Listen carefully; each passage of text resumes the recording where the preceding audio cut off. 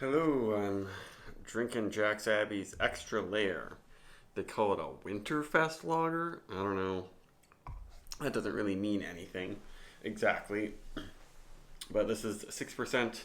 It's their new beer that's, I guess, their new winter seasonal, sort of. They 4 packs, 12 packs, and I got this in the variety pack. I already had actually some cans from.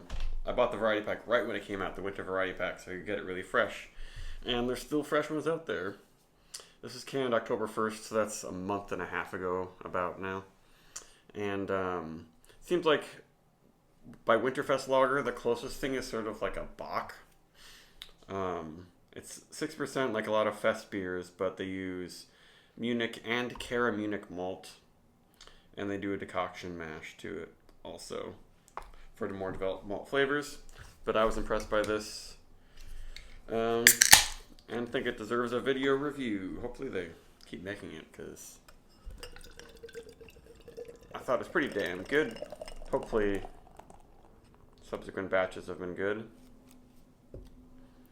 Poured it a little bit hard, but you can see that it's definitely not a Fest beer color, and it's darker than a Märzen. But they say Munich and Cara Munich, so it's not as if they just threw a dash of roasted barley or dark chocolate malt or something like that. They used a substantial amount of these very flavorful dark amber malts, and has a really nice thick head. Looks really nice on the top. I remember this having a really good feel. So there's Extra Layer. I was skeptical just because I said Winterfest Lager. So as if they made up a style. And not smelling a huge amount through all the foam. Oh yeah, but it's very toasty. You might say brown bread, though I've never really had brown bread besides rye bread. Almost a molasses, but not quite molasses. Kind of, I guess it's more like toffee, but not that caramelized exactly. A little bit of spiciness, a little bit of a fruitcake thing, I guess. But there's no rye in this to contribute, rye loaf spiciness. But it just seems like a very, very well made beer. The head's just fantastic. It's gonna stick around the whole time I'm drinking it.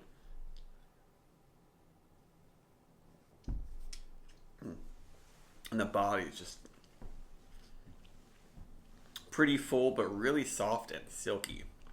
That's what impressed me about this beer when I first had it, and it's still impressing me. It's quite sweet. I think that's sort of the idea. They don't give any IBUs, but there's some hop spiciness, especially because it's still pretty fresh. But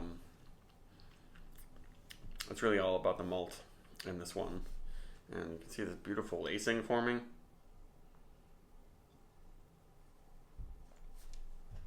And it's just full and chewy,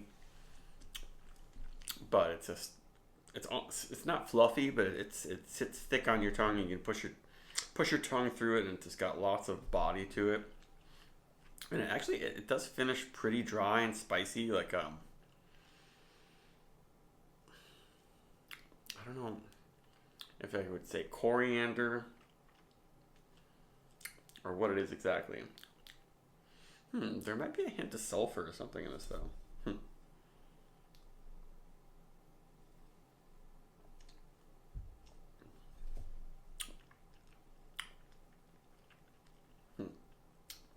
The sulfur is something you can get in lots of lager styles. A lot of times, lagers. So fermentation creates sulfuric compounds, But then lagers don't ferment quite as vigorously often, so they might not blow off those sulfur compounds like ale fermentation does. I'm just noticing a teeny bit in the finish, but not really anywhere else.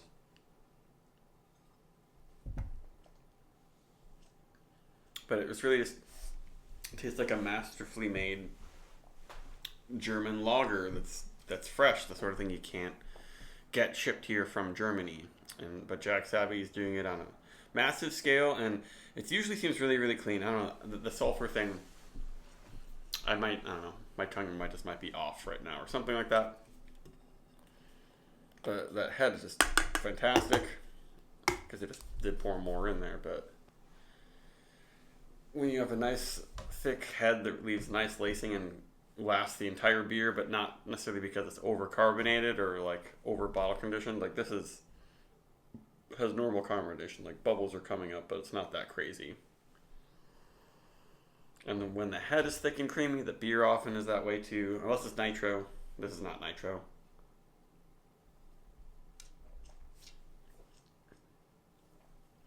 And the malt character, it's sweet, but it has just a lot of these more developed, slightly caramelized bread-like notes.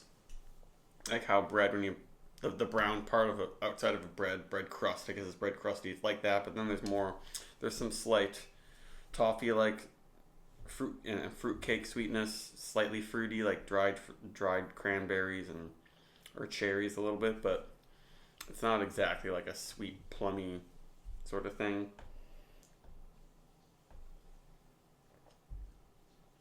Yeah, I should get a Bock and just compare these because they're quite similar. Maybe a Bock would have more pale and more dark malts. I don't know. This is almost like a session Doppelbock, maybe. I don't know.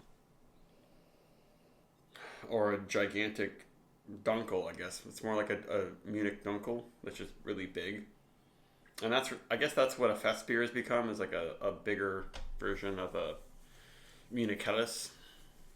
Just a basic dark lager, basic pale lager.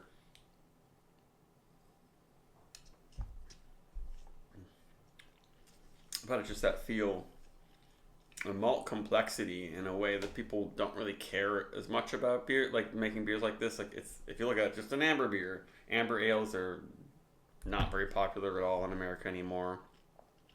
Amber lagers, not as much. They're a little interesting, but they didn't call this an amber lager. They call it a Winterfest lager, which just might make it sell better. But when you look at it, it's just a kind of a strong amber lager, but just done really well. And I'd highly recommend it. At the 4.5, I drank over half the beer just in front of you, and yeah, no boozy notes. That off flavor I was talking about, I don't know if that's really something it might just be me noticing the hop flavor. It's actually a little bit of bitterness and spiciness, but it's sweet malt, but it's not all just like basic caramel sweetness. It's a really complex, great malt character, and at 4.5 plus beer. Bye.